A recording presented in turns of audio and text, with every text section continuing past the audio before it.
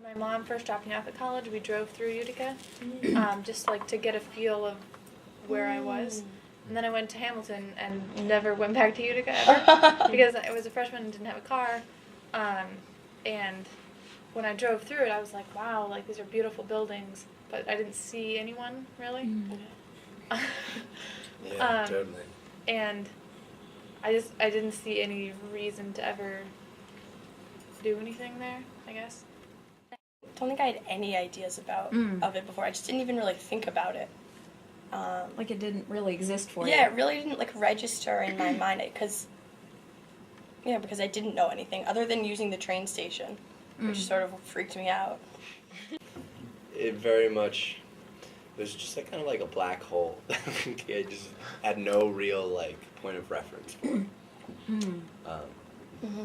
Yeah, kind of like a wasteland is how I like perceived it to be before, and I think that's less from like going there and more from the random like bits of What you hear, what you hear, like kind of just people saying that, like, you know, like describing what Utica is. Yeah, like I remember driving through freshman year on my way to school, and I'd heard a lot of stuff Everybody about saw it once on their way to campus. Yeah. And you drive by like the old building that sells cutlery, or like used to make cutlery, and that field that's like a hazardous waste site, and stuff like that. And so, but I kind of was like a little interested to see what else was there, certainly.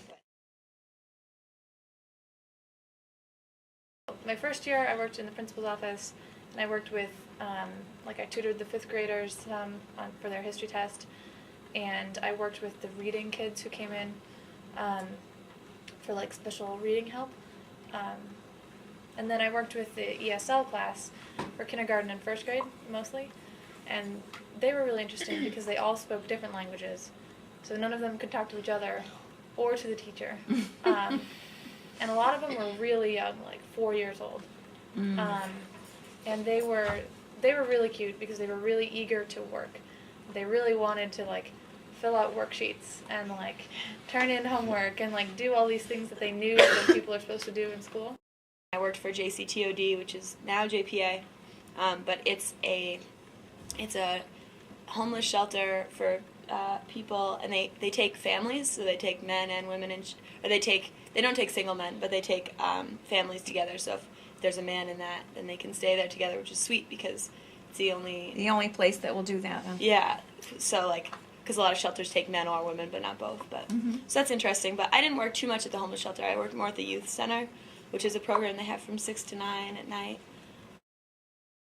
I was at the Mohawk Valley Resource Center for Refugees, and the first year I was downstairs in the agency working with like the different offices kind of, and then my second year I was in the ESL classrooms. So the second year you had a lot more direct contact with refugees. Yeah, which was something that I really enjoyed, and that I found, that for me was really rewarding. And kind of like just in the classroom with them, and they're people that like they're so friendly, and like even if you can't really speak to them that much, you just kind of recognize people's faces, and you can like say hello to them whenever you're in there, and it's really nice.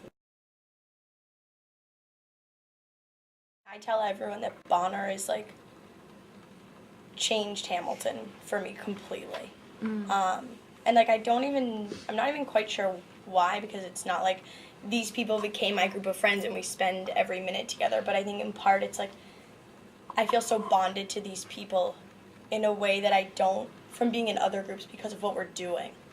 And it's such a unique experience, and to be able to have all that time to talk, and the relationships I feel like I've made with adults here, that's just different than with your professors, or it's so much more emotional.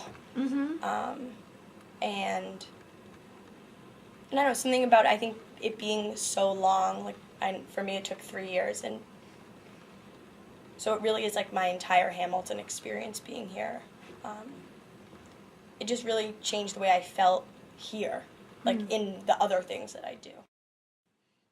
It's definitely like, I never did any community service before I came to Hamilton. I think it's more of like Hamilton thing, but certainly a huge part of that has been the Bonner program, and this, and like talking about it, and like, and not just like doing some community service, but like working at a place and then having a group to come back to talk about all the stuff that's going on was like awesome, because it gave me, and I think it gave all of us such a great opportunity to like explore like what it means to work in a place, and like what problems can you have, and like what problems do we all have. I thought that it made me feel more like a real person, like in the real world, like a complete Yeah. adult kind of. totally. Not just this like student who's disconnected from everything. Yeah, because I mean, I spent a lot of time in Utica, and I would come back at like 4:30, and I felt like I had just like gone to my job. But it's like, it's good perspective. Even like with the people that we worked with, like the people that we were serving, I guess, and with the other people who were working with us. I mean, you hear about like custody battles and like this. I mean, you just hear a lot of like real world issues. Not even with the ones that your agency's like trying to fix, Yeah. but just issues with the people that you're working Just with the other employees. Yeah. that make like, oh, I only have like 2 days to write a paper. Like Yeah. that's not that bad.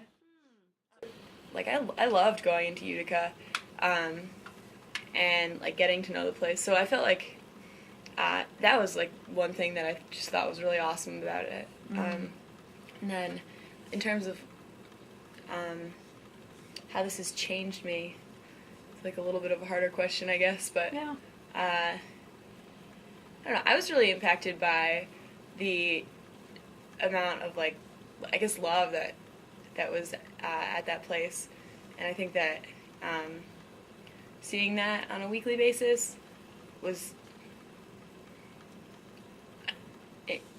I guess, maybe inspired me to make choices that will affect. I mean, to make choices that I believe in my heart are like really good and the right ones. Like I was talking to my supervisor, Reverend Meyer, and she was telling me like she had a really hard life before she did this stuff, and she was saying that, you know, like she doesn't make a salary and she never spends money on herself, and she's just like, but this is like what I want to do. I wouldn't choose anything different, and you just to know that in your life you like the choices you make are. It's not like your life just follows a path and just goes, but you have a lot of choices and you can sort of make your own way. I guess that was Yeah. a really... And it's profound. The Interesting choices you thing. make, they actually make a difference. Yeah, exactly.